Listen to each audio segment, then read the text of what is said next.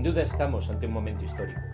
Es el momento en el que algo acaba y empieza una nueva forma de hacer política. Se trata de acabar con los privilegios de los políticos tradicionales. Se trata también de acabar con ese baile de sillas en el que se había convertido la política. Se trata de hacer algo diferente. Se trata de acabar definitivamente con una política que ignora a los ciudadanos.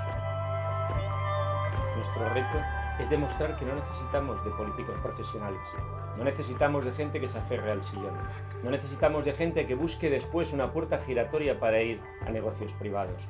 Nos basta con gente ilusionada, con gente capaz, con gente experta, con personas corrientes, con gente de la calle, con gente que pueda gestionar los asuntos públicos con honradez, con ilusión, en base a su experiencia y con un compromiso, hacer mejor esta sociedad.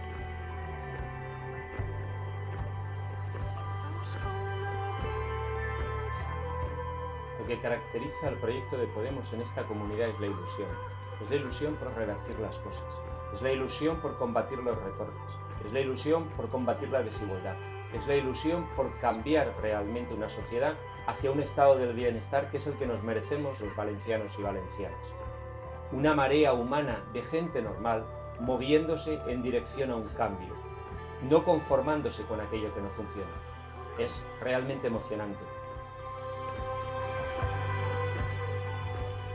Estoy realmente orgulloso de la gente que me acompaña, tanto en el Consejo Ciudadano Autonómico como en las listas elegidas en primarias.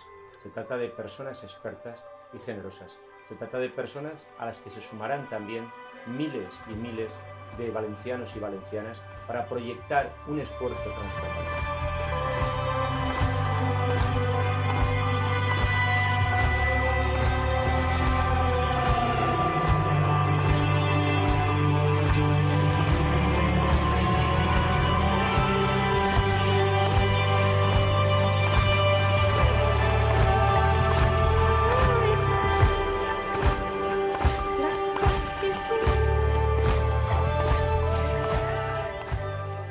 En esta comunidad tenemos muchas necesidades, pero la principal es colocar a las personas en el centro de la política, recuperar las instituciones, recuperar los servicios públicos, acabar con los recortes, recuperar la dignidad como pueblo.